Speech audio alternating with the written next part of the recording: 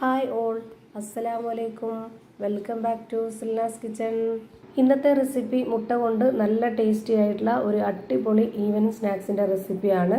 എണ്ണയിൽ പൊരിക്കേണ്ടാത്ത ഒരു നല്ല ടേസ്റ്റി ആയിട്ടുള്ള ഒരു അടിപൊളി പലഹാരമാണിത്. കുട്ടികൾക്കും വലിയവർക്കൊക്കെ ഒരുപോലെ ഇഷ്ടമാവും. അതുകൊണ്ട് തന്നെ വീഡിയോ സ്കിപ്പ് ചെയ്യാതെ മുഴുവനായിട്ടൊന്ന് കണ്ടു നോക്കണേ. ഈ വീഡിയോസ് കണ്ടുകൊണ്ടിരിക്കുമ്പോൾ തന്നെ സിൽനാസ് കിച്ചൺ ചാനൽ ആദ്യമായിട്ട് കാണുന്നവരും ഇതുവരെയും കണ്ട് സബ്സ്ക്രൈബ് ചെയ്യാത്തവരും പ്ലീസ് ഒന്ന് സബ്സ്ക്രൈബ് ചെയ്തേക്കണേ. ഒപ്പം തന്നെ ഈ വീഡിയോസ് നിങ്ങൾക്ക് ഇഷ്ടപ്പെടുകയാണെങ്കിൽ ഒരു ലൈക്ക് ചെയ്ത് ഷെയർ ചെയ്ത് സപ്പോർട്ട് ചെയ്യാനും മറക്കരുത്. അപ്പോൾ ഈ ഒരു പലഹാരം തയ്യാറാക്കാനായിട്ട് ആദ്യം തന്നെ മാവ് തയ്യാറാക്കിയെടുക്കണം. അപ്പോൾ അതിന് വേണ്ടിയിട്ട് ഞാനിവിടെ 1/2 കപ്പ് അളവിൽ 2 കപ്പ് വെള്ളം ഒരു പാത്രത്തിലേക്ക് ഒഴിച്ചു കൊടുത്തിട്ടുണ്ട്. ഇതിലേക്ക് ആവശ്യത്തിനുള്ള ഉപ്പും 1 സ്പൂൺ അളവിൽ പഞ്ചസാരയും ഒരു 1/2 സ്പൂൺ അളവിൽ ഈസ്റ്റും ഒരു നുള്ള് സോഡാപ്പൊടിയും ഒരു 2 ടേബിൾ സ്പൂൺ അളവിൽ ഓയിലും ഒഴിച്ചു കൊടുക്കുന്നുണ്ട്. ഞാൻ എടുത്തിട്ടുള്ള ആ ഒരു സ്പൂണിന് 1 സ്പൂൺ അളവിലാണ് ഓയിൽ ഒഴിച്ചു കൊടുത്തിട്ടുള്ളത്. ആ ഒരു അളവിനനുസരിച്ചാണ് സാധാ സ്പൂണിൻ്റെ അളവിൽ 2 ടേബിൾ സ്പൂൺ ഓയിൽ ഒഴിക്കണമെന്ന് പറഞ്ഞത്. ഇനി നല്ലപോലെ ഇളക്കി കൊടുത്തതിന് ശേഷം നമുക്ക് ഇതിലേക്ക് ഇട്ട് കൊടുക്കേണ്ടത് മൈദപ്പൊടിയാണ്. 250 ml കപ്പിൻ്റെ അളവിൽ 1/4 കപ്പ് അളവിൽ ആദ്യം പൊടി ഇട്ട് കൊടുത്തിട്ടുണ്ട്. ഇനി ഇതൊന്ന് കുഴച്ച് നോക്കാം. അപ്പോൾ നമുക്ക് അറിയാൻ പറ്റും ഇതിന് ഇനി വെള്ളം വേണോ അതോ പൊടി വേണോ എന്നുള്ളത്. ഇപ്പോൾ ഈ മാവ് നല്ല ലൂസായിട്ടാണ് ഇരിക്കുന്നത്, കുറച്ചുകൂടെ പൊടിയുടെ ആവശ്യമുണ്ട്. അപ്പോൾ ഞാനിതിലേക്ക് ഒരു 1/4 കപ്പ് അളവിൽ കൂടി പൊടി ഇട്ട് കൊടുക്കുന്നുണ്ട്. 250 ml കപ്പിൻ്റെ അളവിന് അപ്പോൾ 2 കപ്പ് പൊടിയായിട്ടുണ്ട് ഇപ്പം. ഇനി നമുക്കിത് നന്നായിട്ട് കുഴച്ചിട്ടെടുക്കണം. ഇത് ഒട്ടിപ്പിടിക്കുന്ന പരുവാകുമ്പോൾ കുറച്ച് ഓയിലൊക്കെ ഒഴിച്ചു കൊടുത്തതിന് ശേഷം വീണ്ടും നല്ലപോലെ ഒന്ന് കുഴച്ചിട്ടെടുക്കാം. നമ്മൾ സാധാരണ പപ്സിനൊക്കെ കുഴച്ചിട്ടെടുക്കുന്ന പോലെ അത്രയും നല്ല സോഫ്റ്റായിട്ട് വേണം ഈ മാവ് കുഴച്ചെടുക്കാനായിട്ട്. അപ്പോൾ ഞാനിതിന് കൗണ്ടർ ടോപ്പിലേക്ക് ഇട്ട് കൊടുത്തിട്ട് നന്നായിട്ട് ഇതേപോലെ ഒന്ന് കുഴച്ചിട്ടെടുത്തിട്ടുണ്ട്. ഇനി ഇതൊരു പാത്രത്തിലേക്ക് ഇട്ട് കൊടുത്തതിന് ശേഷം ഒരു 30 മിനിറ്റ് റെസ്റ്റ് ചെയ്യാനായിട്ടൊന്ന് മാറ്റി വയ്ക്കുന്നുണ്ട്. അടുത്തതായി ഇതിലേക്ക് മസാല തയ്യാറാക്കി എടുക്കണം. അതിന് വേണ്ടിയിട്ട് ഒരു പാൻ സ്റ്റൗവിലേക്ക് വെച്ച് ഫ്ലെയിം ഓണാക്കി കൊടുത്തിട്ടുണ്ട്. ഓയിലൊന്ന് നന്നായിട്ട് ചൂടായിട്ട് വരുമ്പോൾ ഒരു 3 സവോള ഇതുപോലെ ചെറുതായിട്ട് കട്ട് ചെയ്തിട്ടുള്ളത് ഇട്ട് കൊടുക്കാം. ഈ ഒരു മസാലയുടെ പ്രത്യേകത എന്ന് പറയുന്നത് നല്ല പോലെ വെന്ത് കുഴഞ്ഞ് കിട്ടണം. അപ്പോൾ ഇതിലേക്ക് വേണ്ടുന്ന എല്ലാം നല്ല പൊടിയായിട്ട് അരിഞ്ഞെടുത്തു കഴിഞ്ഞാൽ നല്ല പോലെ വെന്ത് കുഴഞ്ഞ് കിട്ടുകയും ചെയ്യും. ഒരുപാട് സമയമൊന്നും വേണ്ടി വരില്ല, വളരെ പെട്ടെന്ന് തയ്യാറാക്കി എടുക്കാൻ പറ്റും.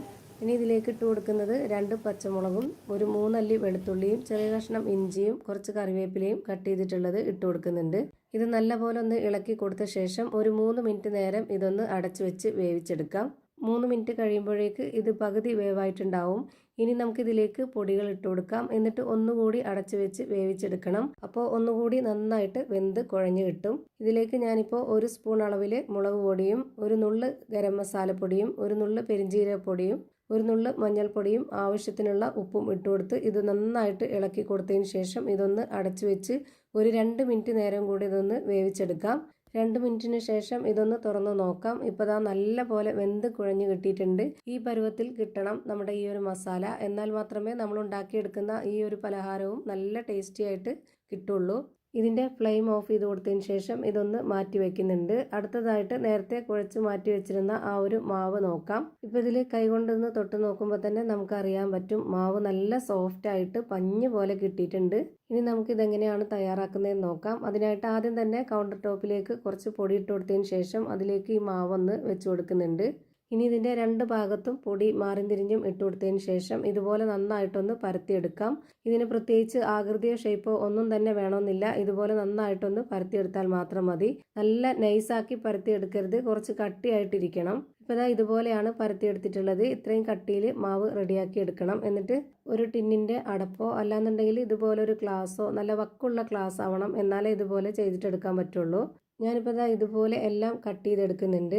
ഇപ്പോൾ ഞാൻ ഈ കട്ട് ചെയ്തെടുത്തതിൽ നിന്നും ഒരു പീസ് എടുത്ത് കാണിച്ചു തരാം. ഇതുപോലെ വേണം റെഡിയാക്കി എടുക്കാൻ. എന്നിട്ട് നമുക്കിതൊന്ന് കൈകൊണ്ട് ഇതുപോലെ മെല്ലെ ഒന്ന് ഈ മാവ് വലിച്ചു കൊടുത്തതിന് ശേഷം ഇതിലേക്ക് നേരത്തെ റെഡിയാക്കി വെച്ചിട്ടുള്ള ആ ഒരു മസാലയിൽ നിന്നും കുറച്ചെടുത്ത് ഇതുപോലെ വെച്ച് കൊടുത്തിട്ട് പുഴുങ്ങിയ മുട്ട 2 ആക്കിയതിന് ശേഷം അതിലൊരു പീസ് ഇതുപോലെ ഒന്ന് കമിഴ്ത്തി വെച്ച് കൊടുക്കാം.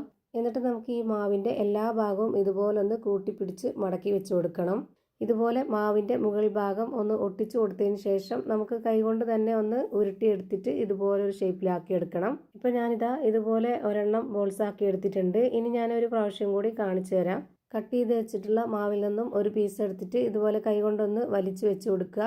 എന്നിട്ട് ഇതിലേക്ക് നേരത്തെ റെഡിയാക്കി വെച്ചതിൽ നിന്നും കുറച്ച് മസാല എടുത്ത് വെച്ച് കൊടുത്തതിന് ശേഷം അതിലേക്ക് പകുതി മുട്ട കൂടി ഇതുപോലെ ഒന്ന് വെച്ച് കൊടുക്കണം. എന്നിട്ട് ഈ മാവിൻ്റെ എല്ലാ ഭാഗത്തുനിന്നും ഒരുമിച്ച് കൂട്ടിപ്പിടിച്ച് വെച്ച് കൊടുത്തതിന് ശേഷം ഇതിൻ്റെ മുകളിലൊന്ന് ഒട്ടിച്ച് വെച്ച് കൊടുത്തിട്ട് ഇതേപോലെ ഒന്ന് ബോൾസ് ആക്കി എടുക്കണം. ഇതുപോലെ തന്നെ നമുക്കെല്ലാം റെഡിയാക്കി എടുക്കാം. ഇനി അടുത്തതായിട്ട് ഒരു ബൗളിലേക്ക് ഒരു കോഴിമുട്ട പൊട്ടിച്ച് ഒഴിച്ചു കൊടുത്തതിന് ശേഷം ഇതൊന്ന് നന്നായിട്ട് അടിച്ചെടുക്കുന്നുണ്ട്. ഇതേപോലെ നന്നായിട്ട് അടിച്ചെടുത്ത ശേഷം ഇതൊന്ന് മാറ്റി വെച്ചേക്കാം. ഇനി അടുത്തതായിട്ട് ഞാനിവിടെ ഒരു പാൻ സ്റ്റൗവിലേക്ക് വെച്ച് ഫ്ലെയിം ഓണാക്കി കൊടുത്തിട്ടുണ്ട്. അതിലേക്ക് കുറച്ച് ഓയിൽ ഒഴിച്ചു കൊടുക്കുന്നുണ്ട്. ഓയിലൊന്ന് നന്നായിട്ട് സ്പ്രെഡ് ചെയ്ത് കൊടുക്കാം. ഇതുപോലെ പാനിൻ്റെ എല്ലാ ഭാഗത്തേക്കും നല്ലപോലെ ഒന്ന് സ്പ്രെഡ് ചെയ്ത് കൊടുക്കണം. ഞാനിപ്പോൾ ഇത് ലോ ഫ്ലെയിമിലാണ് വെച്ചിരിക്കുന്നത്. ഇനി നമുക്ക് ഇതിലേക്ക് ഓരോന്നോരോന്നായി അടുക്കി വെച്ച് കൊടുക്കാം. ഇത് വേവാനായിട്ട് എത്ര സമയം എടുക്കുന്നോ അത്രയും സമയം വരേക്കും നമുക്കിത് ലോ ഫ്ലെയിമിൽ തന്നെ വെച്ച് വേവിച്ചെടുക്കണം. ഇത് എണ്ണയിൽ പൊരിച്ചെടുക്കണം എന്ന് നിർബന്ധമുള്ളവർക്ക് എണ്ണയിൽ പൊരിച്ചെടുക്കാം. അതല്ലാന്നുണ്ടെങ്കിൽ ഓവനിൽ ബേക്ക് ചെയ്തെടുക്കാം. എങ്ങനെ വേണമെങ്കിലും ചെയ്തിട്ടെടുക്കാവുന്നതാണ്. എണ്ണയിൽ പൊരിക്കാതെ പലഹാരം തയ്യാറാക്കിയെടുക്കണമെന്നുള്ളവർക്കൊക്കെ ഇതുപോലെ ചെയ്തിട്ടെടുക്കാവുന്നതാണ്. ഞാനിപ്പോൾ ഇതെല്ലാം അടുക്കി വെച്ച് കൊടുത്തതിന് ശേഷം ഇതിന് മുകളിലേക്ക് നേരത്തെ റെഡിയാക്കി വെച്ചിട്ടുള്ള ആ ഒരു മുട്ട ഇതുപോലെ ഒന്ന് ബ്രഷ് ചെയ്ത് കൊടുക്കുന്നുണ്ട്. നോമ്പ് തുറക്കുന്ന സമയത്തൊക്കെ നമുക്ക് എണ്ണ പലഹാരം ഇഷ്ടമല്ലാത്തവർക്കൊക്കെ ഇതുപോലെ ചെയ്തിട്ടെടുക്കാവുന്നതാണ്. ഇനി ഇതൊന്ന് അടച്ചു വെച്ച് വേവിച്ചെടുക്കാം. ഇതിൻ്റെ ഈ ഒരു ഹോൾ ഭാഗത്ത് പേപ്പർ തിരികെ വെച്ച് കൊടുത്തിട്ടുണ്ട്. എയർ ടൈറ്റ് ചെയ്ത് വെച്ചിരുന്നാലേ ഇത് നന്നായിട്ട് പെട്ടെന്ന് തന്നെ കുക്ക് ചെയ്ത് കിട്ടുള്ളൂ. ഒരു 20 മിനിറ്റ് സമയമായിട്ടുണ്ടാവും. ഇപ്പോൾ ഇതിൻ്റെ ഒരു ഭാഗം നന്നായിട്ട് വെന്ത് വന്നിട്ടുണ്ട്. ഇനി ഇതെല്ലാം ഒന്ന് തിരിച്ചിട്ട് കൊടുക്കാം. തിരിച്ചിട്ട് കൊടുത്തതിന് ശേഷം ഒരു 5 മിനിറ്റോളം ഇതൊന്ന് വേവിച്ചെടുക്കണം. എന്നാൽ മാത്രമേ കറക്റ്റ് പരുവത്തിന് വെന്ത് കിട്ടുള്ളൂ. ഇപ്പോഴും ഞാനിത് ലോ ഫ്ലെയിമിൽ തന്നെയാണ് വെച്ചിരിക്കുന്നത്. ഇനി ഇത് വെന്ത് കിട്ടുന്നവരേക്കും ലോ ഫ്ലെയിമിൽ തന്നെ വെച്ചിരിക്കാവുള്ളൂ. ഇപ്പോൾ ഞാനിതാ എല്ലാം തിരിച്ചിട്ട് കൊടുത്തിട്ടുണ്ട്. ഇനി ഇതൊന്ന് അടച്ചു വെച്ചിട്ട് ഒരു 5 മിനിറ്റ് നേരം കൂടെ വേവിച്ചെടുക്കാം.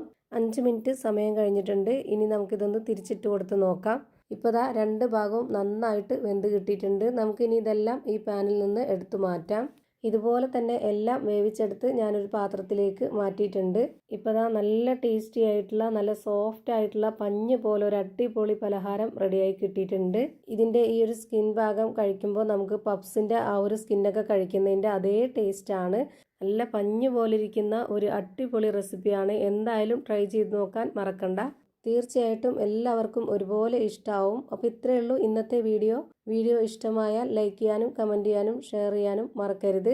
അതുപോലെ തന്നെ ഞാനിടുന്ന പുതിയ വീഡിയോസ് നോട്ടിഫിക്കേഷനായിട്ട് കിട്ടുന്നതിന് വേണ്ടി സബ്സ്ക്രൈബ് ചെയ്ത് ബെല്ലൈക്കൺ അമർത്തി അതിൽ ഓൾ എന്ന ഓപ്ഷൻ എനേബിൾ ചെയ്ത് കൊടുക്കാനും മറക്കരുത്. പുതിയൊരു വീഡിയോയുമായി വീണ്ടും വരും. Thank you for watching.